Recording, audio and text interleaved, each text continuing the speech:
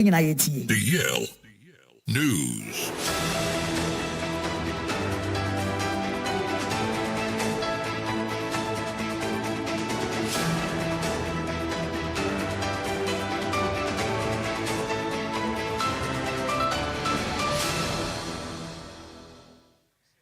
Yamamo akwaba afitu American share ewo Facebook and FNC YouTube na yemfa kasebo no echire mankasa ensemo yensha kasebo na se emfamfire enkran pompone mantemu na meka say adan a adehwabom ado amode ato mbo ase esini kama wonmo wiom tititim ewo oyarefa KB eno no ewola nkwantanan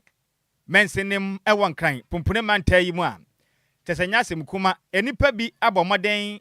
edem na hwo monsem ekobubu adan nyina ato agukura se na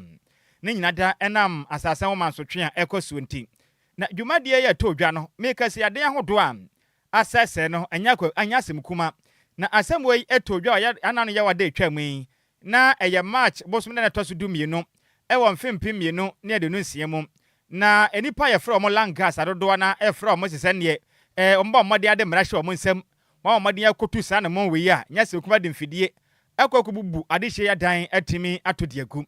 na ama adehye won mo potem ho no mo no omo sunu gujam evise japade ya hye kokoro no enyasem kuma koro mo kirem am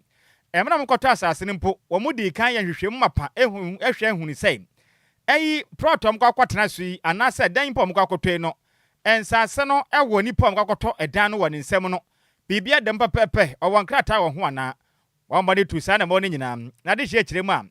meka sei anam de mabubu ato agonti no omonso ne gujam wone mo nyina da animasam wone ma ye basam na empo enya de mo nyankrata empo edifi ni pakura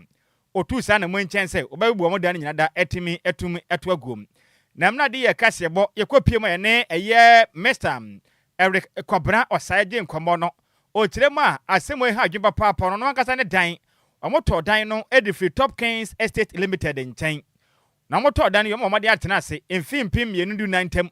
na mahwehwemu akama edefa air Top Kings Estate wonom limited ehunu say yes ensase no wo mudin mampa ehon nkratasem bibia dedin enu nti na wonom koto dan edefiri wonom nchen na opani kirem am ebeye mfie menu ntam ne ena Reverend Christopher Oboti abusua ede nkrata ba ye say be na mote no wonom etime de asem na kodan court ewa asase mansotwe am eda eye Oboti abusua na afinso Top Kings Estate Limited entem na omokọ court anasa semdi bia no eye Oboti abusua edi asem munkuti omode edi munkudem te no wonom besere obi ampa baabi mfa ne kunkaka nyina mfa fisa asase no wonom eje ho nyina aboso na no na ebeto dwa say wamba moden edi adesere edeto Oboti abusua na nim say wonom esere na ata efise di kampo womanhwehwemu nyina de fa asase no ho na afinso dan ho mpansa wonom eto intamasere na da womonene ne kita ho kama na beye mpo asase no anasa bia na da ho no mo no se Oboti abusua na beji sika afro mpo mbetua efiso manya de omusika hye mawie entinya de ombetumi atamda no afri asase no so na mu kire omade yakopie mu Oboti abusua ne mpenefo kosi nkonwa omokwa Reverend Christopher Oboti opiaba omma tesomo bono a edane bode enya de abusua omade no mu gidi kita ho nti ana ya wadai confirm fide bebubu ho no mu nyina asai ono moda na emu oden ye pam adehye kirem a make say no edan ba ku bia no ne bo no FM ehya ase free 800,000 Ghana cedis ekokopem 1.5 million Ghana cedis sika ahye kono enyasem kuma na wone mu kirem a wo mu ye obi a wo ma ya adwuma koma ho mu de no mu sika akra mu nya omabo aboa no e de akosi den yente sa ne enipa yakobu agundi de adro yi de empenifo amwa wona so no egugye mu hia o maga na mpenifo emwa midinde kwabna osan 2014 and I'm beto fie ewo Top Kings Estate Oyarifa as at that time I to fie no ye search who say property no ewo Top Kings demo ya register wonu demo enti na ye toy natina ha enti somewhere 2 years ago and one Oboti family omode eviction notice e betare ewo say we need judgment over the land and then the developer enti no omo be fikti na omaji omasase enti yenso efre developer no say o hono yeto efie no na we omo de abetare han no ye de ni ho hwe na o si njama no na ono a ne omo beka enti no ye de to ya dream until about 3 months ago and opotine no crofo mo ba enti the Bearlands no de that estate no omo ye some betonton and now omo my away say omo ba betu yen enti no ye say okay if that's the case and now we know that the Opotis are the rightful owners of the land, then we want to sit down with them. We say any omotenase na who say sika hen on beji na ye ne omo assettle no amicably. Ye several efforts say bekwa ko hu omo leader no aye Reverend Christopher Opoti. Ye be ko bia no abehye time say embra. Ye be ko no ye nkoto no. Enti 3 days ago and omo be dikan e the police for any land guards, very violent land guards. On be ye and your mother will go up on thing, and almost lucky will be a die. And ye ni baby a conti ye hanging around here, say and yoma almost to go outside no kakra. And nora no. Yes, cycle no one no pan. That was the day before yesterday in the morning. Ye koi. And also a bonfire in Embra 12 o'clock. Ye will have 10 o'clock and almost machine by almost started demolition. No. Whereas he told us that we should come and sit with him at 12 o'clock to discuss all this. And you know, they said baby I'm wabe free already say an microphone over casa. A range between 1.5 million to 800,000 Ghana cedis. If you no be soon, ebisa, and the extent of demolition and damage on my if you know. Any out ye a few about home what they are to the bottom Sikaka crack na or de aquacotofie, our Topkins Estate Limited, etimo, and a muchima, Reverend Christopher Obuti, and Nabusia, Aquafa Langas, and Effinso excavators. Abebu bufiena tuagu adenti a omadin kwenim ede afa asasano manso twene so ani awuti eya Mr. Eric Kwabena Osai na no achi ana Madam Paulina ata nuama agua enso ono so ya pension ni obi akwana homgiem echiremu a asem we de etuatua so na mpo ankomfa nkra tampo mra omno nya hoboe ebi amma na ne nyina ne se Reverend Christopher Oboti omomba mmade ase komno bedi nkita ho kama nanka ja sika bi opese waje mpo no sasase ne de yakra na ko mbetua o ma yakra do o papa ya nte ase antwama wonom o mokọ ne na so ko ye ko papa mpa mamade ampa nimpo ene o mansin kunwa nkasa ene wakwafa langas ene apotifo betwa no mahia o betwitwa manyinam kaneam CCTV system o ma disconnect bibia no abubu adana to aguo wa mu kira make say no wa mo life saving money sisesika wanu mu nkwa na nyina wo mu nsaka na mde akwamade akotofie e wo Topkins Estate enchen ena dan yakwa wie no wo ma seta nyina ba wieye abrabo ma ye den abrabo ba hye ase atwa mo visa na be onu muti betumpo no e den pam intam de adesere e de ato my Ghana yan IGP Christian Etayo honu anim ene Ghana man pere o mka bie wo mu se de adro yi de omomram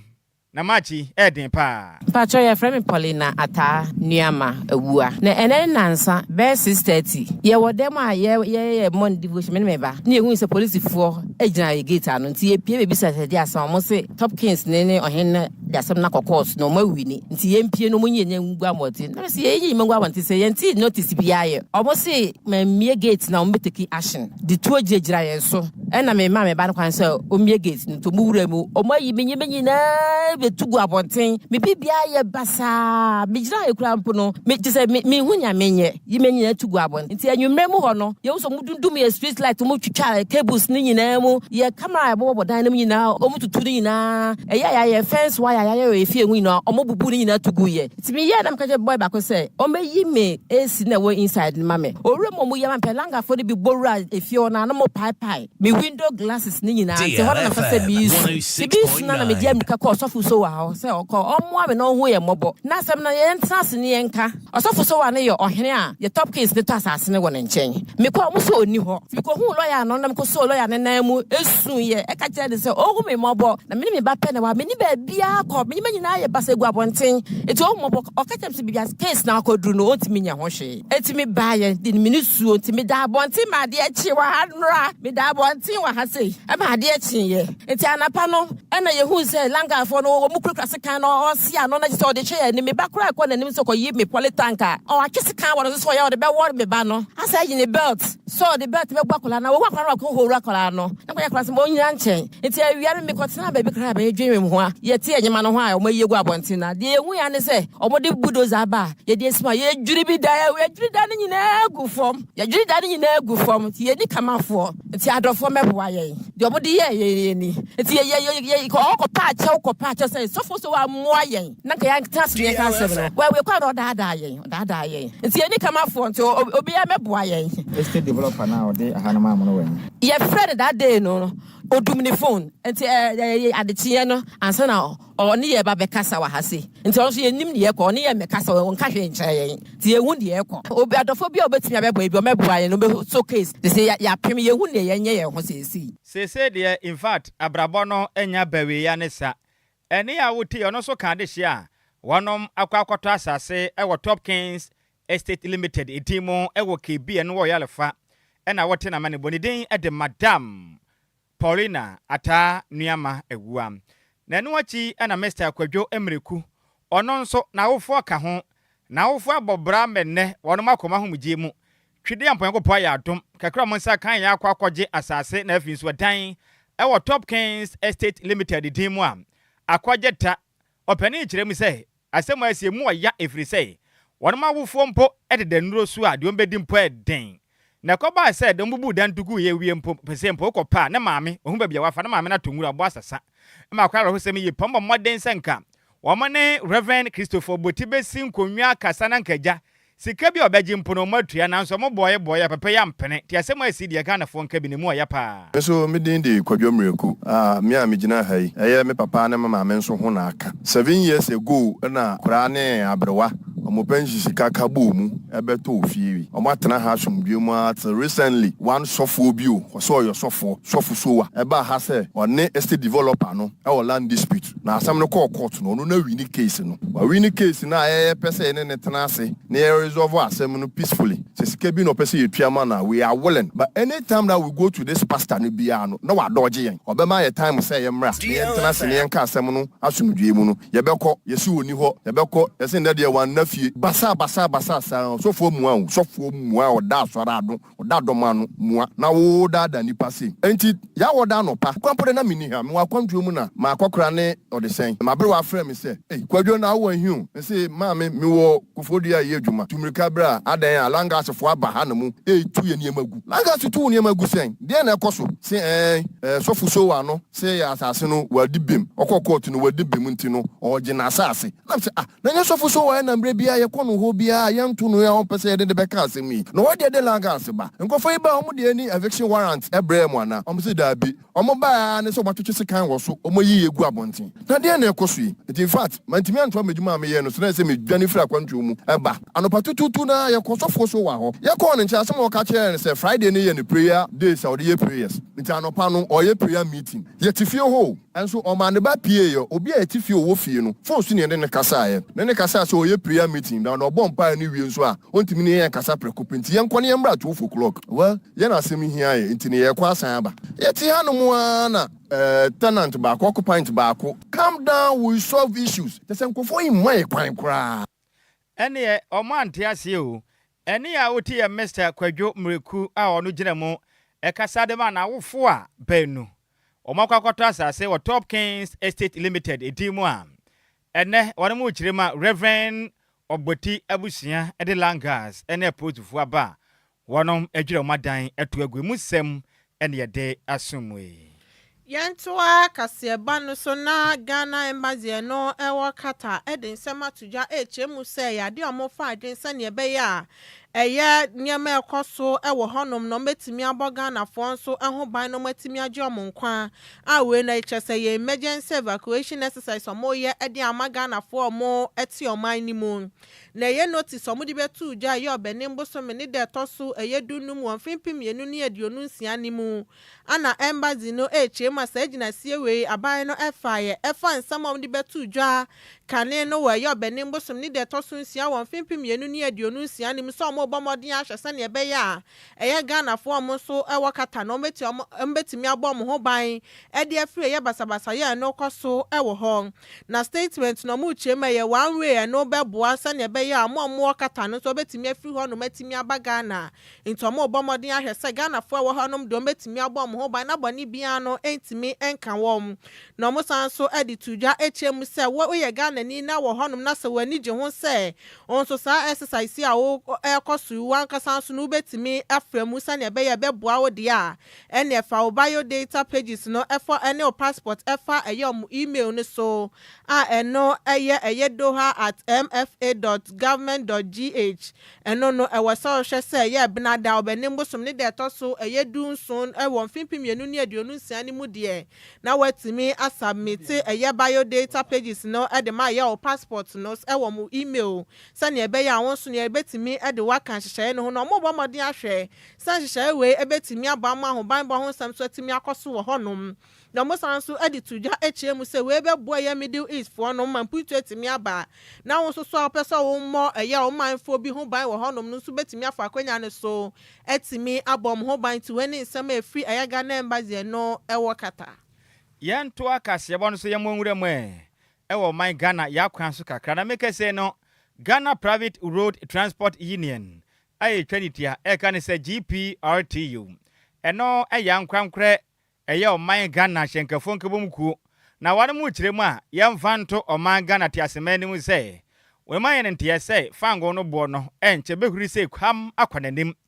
ɛma kyɛ sɛ ne ma boa yɛ den wɔ man yim na mu kyerɛ mu a sɛ Nyankopɔn amfɛfie na sɛ fango no boɔ nya huri sɛ kwam deɛ a atadwufoɔ wa ɔman Ghana hyɛnkafoɔ bɛte dɛ ne firi sɛ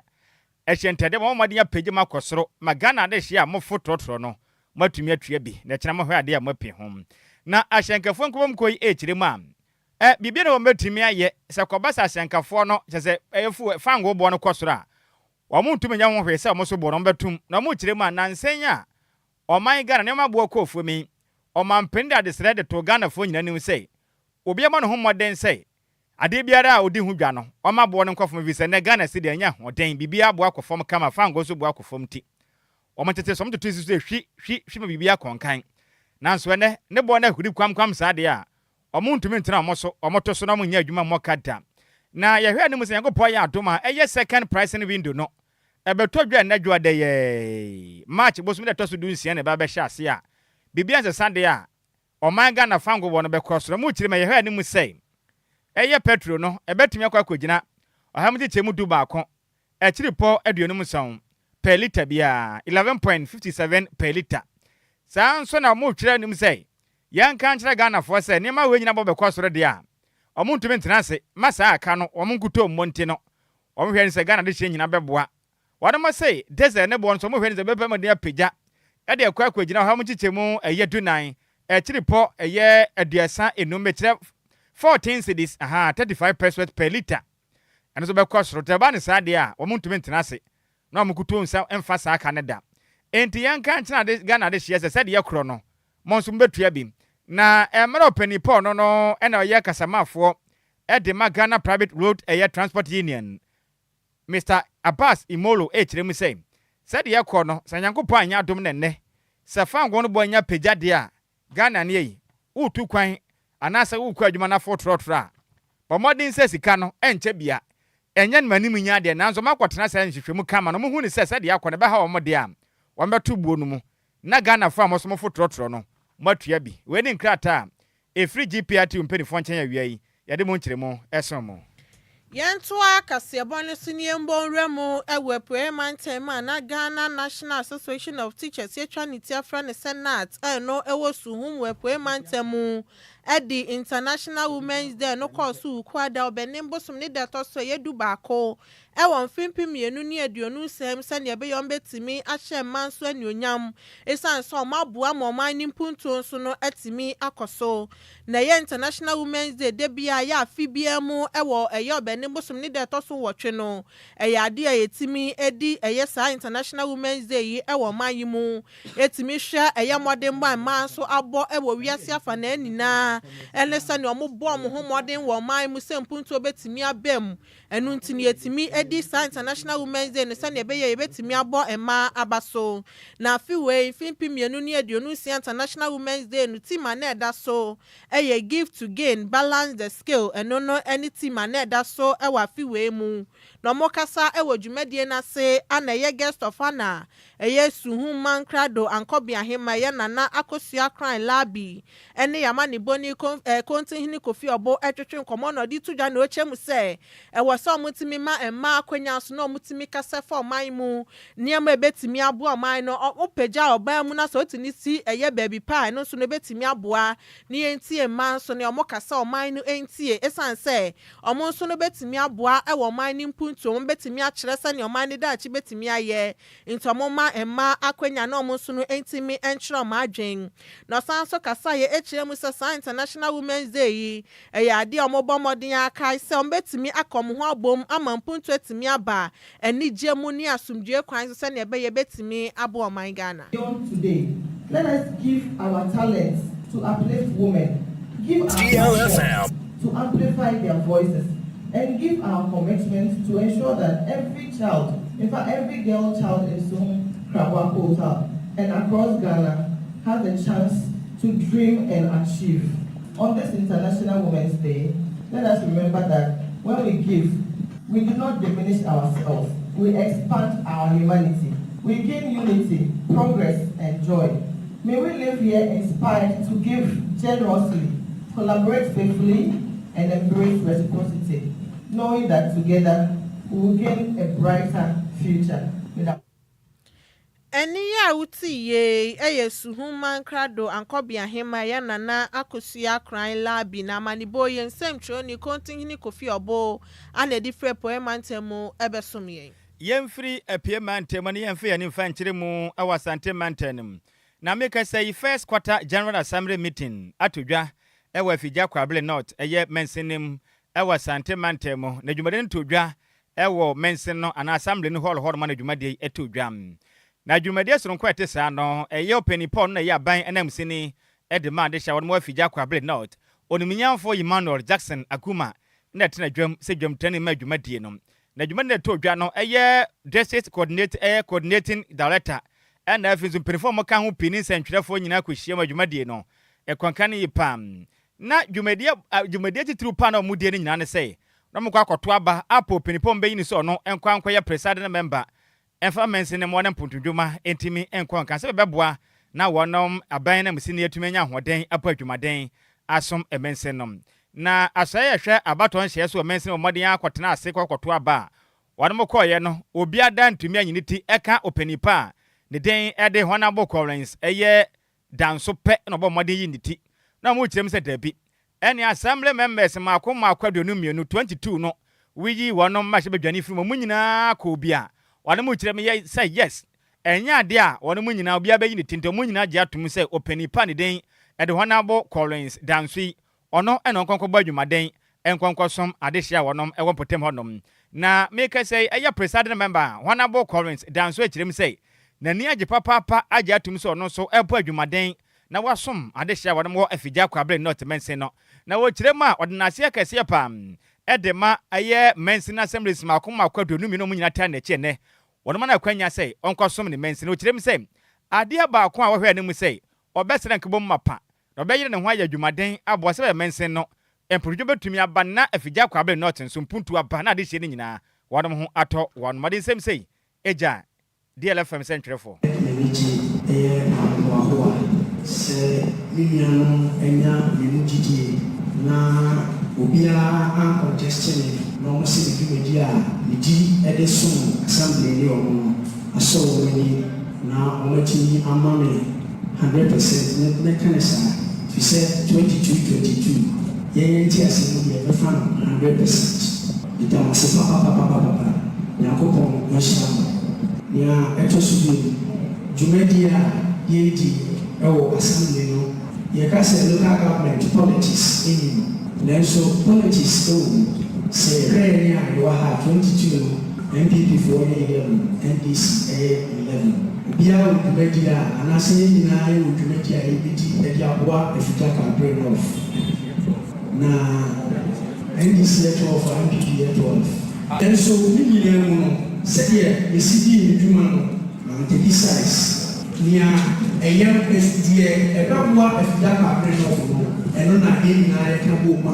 yɛde ɛredi dwuma na saa nso ɛna yɛbɛtoa so ayɛ na ama afidie akabere no ɔfɛtini ɛto pɔn ne nyinaa yɛtumi akyekyere no kamakama enti ɔsomfo bɛkɔ so na dwumadi a yɛn nyinaa yɛhyɛ aseɛ no yɛtumi adi akɔ awie. It's DLFM 106.9. Any awutia no ene ya presiding member edema efija kwabre north mense no kure na make sem pempren assembly members in asagina tumi so onto na dwuma so no nsom adehia wonom ewo efija kwabre north mense nem ewa santemantemu ne den ade honabo correns dan so na maniboi yensem dwire ne Barbara Kranten ene de firi asantemantemu ebeso me we yenyina we so ne akeka madwenkyere ne bi emfa nso mo ewo Facebook no eso na me wofa se Regina Buadi di aba no wose wo maya ha wofa Sammy B ne Adjoa Agyei Sikapa ohwe life edi free Achimwater market ose the news today is my lovely day faka ho lovely no nko amantio na nana owusu banahene di aba no wose akosi asewa nie mate akosi asewa ye chia no me wofa se oyibo boaten ede aba baba ya manyosem mate ya menka ho dole ya je waje di aba na so ma ya ha Nhyiraba Kwadwo Sammy bi na hote sai ne Adjoa Agyei Sikapa ohwe life edi free Christian village Achimwater meso medas na dole ya je we kura di aba na say asemo Ghana na abeka na asem de tibi ho pam na safo di aba na say this country Ghana anybody can just do anything oh edin obi asidan pa menne kobane akobu ni nyina atu agusa menne bi obeda kura edin ose emrane de esikafo nkwa na koma wo mo hiani asema ya na nasafo no meda se de oka ne sa nete na koko krache obo ase de aba na ose aban papa ba na nso fu soldiers ne ha adwen yi pa mate Richard ahwe de aba na ose o ma ya ha Nhyiraba Kwadwo Sammy bi na Adjoa Agyei Sikapa ka se boni mo de na enam DJ Ghana man firi no so na ye great station ho no ma DLFM anes mo bo adwumaden mo nkoso anso mo man Ghana so mpa ose de ka se bono yo na po ewiai ochire ye nyina na wasande aba na wase dia na ekwaso saa no oman Ghana pa asase na dance hu sensem de modin yo awurade hu ye mobo wate citizens DJ Ghana man ye